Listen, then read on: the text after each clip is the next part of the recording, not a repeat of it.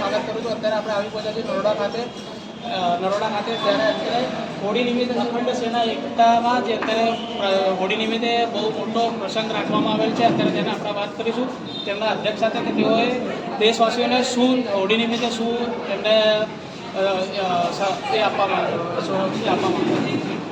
इस होली महापर्व पर हमारी अखंड सैन्य एकता के तरफ से सभी पूर्व सैनिकों के तरफ से पूरे देशवासियों को हम ढेर सारी शुभकामनाएं देना चाहता हूं. ये होली मिलन समारोह जो हमारा संपन्न हुआ हमारा ही नहीं पूरे देश में प्रसारित हो और सभी लोग बड़े सौहार्दपूर्वक रहें, ऐसी ढेर सारी शुभकामनाएं आपके चैनल के माध्यम से हम पूरे देश को प्रेषित कर रहे हैं. सर, आपका ये जो संस्था है वो कितने टाइम से और कितने लोगों के साथ जुड़ी है? हमारी ये संस्था बहुत लोगों के साथ जुड़ी है और काफ़ी 5-7 साल से हम इसको रजिस्टर्ड कराए हैं और पूर्व सैनिकों की तमाम ऐसी मांगे हैं और देश के हित के लिए तमाम ऐसी चीज़ें हैं जिसके लिए हम लड़त जारी रखे हैं. जैसे कि टोल टैक्स हमारा अभी बंद हो गया था 2014 से, लेकिन उसमें टोल टैक्स को हमारा फिर से बहाल किया जाए, इसके लिए हमारी अखंड सैन्य एकता लड़ रही है और सभी हमारे पूर्व सैनिक अध्यक्ष महोदय और हमारे संगठन महामंत्री सभी लोग बड़े रूप से सक्रिय हैं. और सर, देशवासियों में जैसे कि बच्चे जो भारतीय सेना जो काम कर रही है पहले और अभी में क्या मतलब डिफरेंट है जो आप देशवासियों तक बताना चाहोगे कि भारतीय सेना पहले? मैं पूरे भारत देश के युवाओं से नम्र निवेदन करना चाहता हूं कि हमारे देश की सेवा के लिए सबसे अच्छी है तो देश की सेनाओं में भर्ती होना, देश की सुरक्षा करना. इससे आपको 2 फायदे कम से कम होते ही हैं.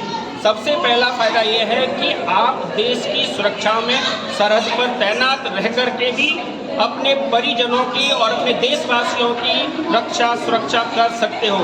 दूसरा फायदा ये है कि अगर भगवान न करे आपको कहीं देश की सरहद पर शहीद होना पड़े तो शहीद से बड़ा दर्जा इस देश के अंदर कुछ भी नहीं है. और मैं सभी से युवाओं से देश के युवाओं से यही कहना चाहता हूं जो अग्निवीर को ना देखें, अब अग्निवीर को ना देखते हुए देश की सभी सेनाओं में भर्ती हों और देश की सुरक्षा करें. सबसे सेवा है तो देश की सुरक्षा, सेनाओं में जाना सबसे अच्छी सेवा है. जय हिंद, भारत माता की जय. Okay sir. और सर, आप अभी जैसे कि जो सेनाओं का जो भी बीच में जो आंदोलन चला उसके लिए क्या? देखिए, सेनाओं के बहुत सारे ऐसे हक हैं जो नहीं मिल रहे हैं, उसके लिए सेना लड़ रही है, अपना काम कर रही है और लड़ती रहेगी. जहाँ तक देश की बात है कि सुरक्षा के लिए हमारी सेना आज -डिग्री सेल्सियस पर तापमान हाई में लड़ रही है, जूझ रही है, जिससे हमारा पूरा देश सुरक्षित है. हमारे परम सम्मानी प्रधानमंत्री जी हमेशा सेना के साथ हैं, लेकिन कुछ ऐसे हक हैं जो हमको कहीं न कहीं कचोटते हैं, उसके लिए हम मांग करते हैं. सर, आपकी संस्था उसके लिए क्या एक्शन है? हमारी अखंड सैन्य एकता ट्रस्ट जो है ये पूरी रूप से सक्रिय है और इसके लिए लड़त जारी रखी है और हमेशा सरकार के साथ रह करके अपनी मांग को पूरा करने के लिए हम कोशिश कर रहे हैं. जैसे कि सर, इसके लिए कोई एक्टिविटी है आपने जो संस्था के हिसाब से की हो सेना के लिए, जैसे कोई एक्टिविटी आपकी? देखिए, अभी आप व्हाट्सएप पर देखेंगे तो तमाम वायरल ऐसे मिलेंगे कि जो टोल टैक्स के लिए, उसमें हमारा ही नंबर है सुमित्रा नंदन पांडे का और हमारे संगठन महामंत्री कुशवाहा जी का. इन लोगों का नंबर पूरे देश में दौड़ रहा है. लोग वहां से तमाम ऐसे फ़ोन कर रहे हैं कि सर अच्छा कर रहे हैं और सरकार से इसके लिए हम बड़ी मांग रखे हैं. हमारी मांग पूरी होगी ऐसा विश्वास है. सर, अध्यक्ष आपका क्या कहना है इसके? हमारे जो कमियां विसंगतियां हैं फौज की पेंशन के बारे में और भी विसंगतियां हैं, तो उसके लिए हमारे पूर्व सैनिक दिल्ली जंतर मंतर पर धरना दिए हुए हैं और हमें आशा ही नहीं पूर्ण विश्वास है कि माननीय मोदी जी हमारी समस्याओं को सुनेंगे और जल्दी उसका निपटारा होगा. आपके मैं मीडिया के माध्यम से ये कहना चाहता हूँ, जो हमारे गुजरात प्रदेश का जो सैनिक शहीद होता है, यहाँ पर उनकी शहादत के लिए मात्र 4 लाख रुपये गुजरात सरकार देती है. तो गुजरात सरकार के मुख्यमंत्री माननीय श्री भूपेंद्र पटेल जी से मेरा हाथ जोड़ करके नम्र निवेदन है, दूसरे प्रदेशों की तरह यहाँ पर जो शहीद की शहादत के सम्मान में जो धनराशि दिल्ली में 1 करोड़ रुपये दी जाती है, यहाँ भी गुजरात में दी जानी चाहिए, जिससे कि हमारे प्रदेश के गुजरात प्रदेश के जो सेवा में हैं सैनिक, उनका मनोबल और जो शहीद हुए हैं उनके परिजनों को सम्मान मिल सके. धन्यवाद. और અખંડ સેના એકતામાં તેની અંદર કાર્ય કરીશું. એક્સ આર્મી જેમના જેવા પોતાના વાયુમંત્ર પોતાની જે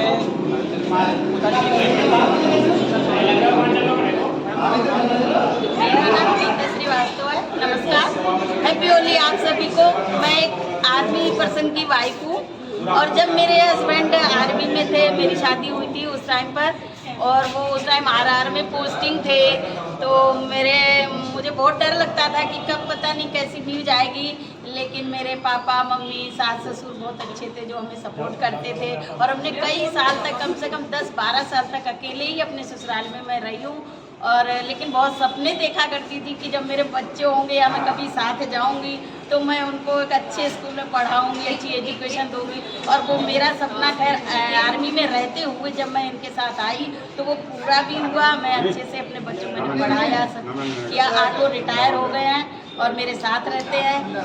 लेकिन मैं ये कि वो जब वहाँ पर रहते थे, कभी भी आरआर पोस्टिंग या बॉर्डर कभी गए ऐसी जगह पर, तो मैं उनसे कम वीरांगना नहीं थी। मैं भी एक वीरांगना हूँ, क्योंकि मेरे अंदर वो उत्साह था और वो जोश भी था कि मेरे पति वहाँ पर है। मैं भगवान से डेली प्रेयर भी करती थी कि भगवान उनकी रक्षा करना।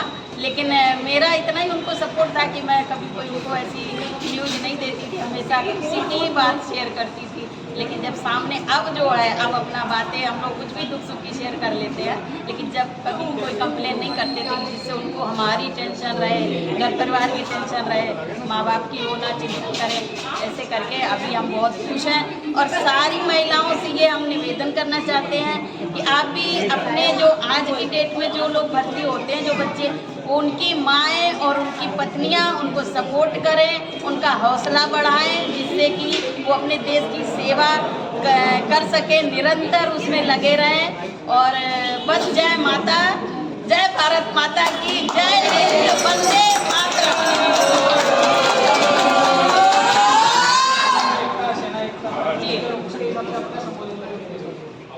बस देशवासियों के ये कि हमारे आर्मी लोगों को आप सपोर्ट करिए। कुछ लोग ऐसे सोचते हैं कि आर्मी में तो लोग पैसे के लिए जाते हैं, लेकिन ऐसा नहीं है। जब हम आर्मी में हमारे बेटे, हमारे पति होते हैं तो उनके अंदर सिर्फ एक देश की सेवा का ही जज्बा होता है, मर मिटने का जज्बा होता है। ये सोच आपकी गलत है, आप सपोर्ट करिए। और हमारे प्रधानमंत्री जी तो हमारे लिए बहुत ही कुछ खैर सोच रहे हैं, उन्होंने बहुत अच्छा किया है।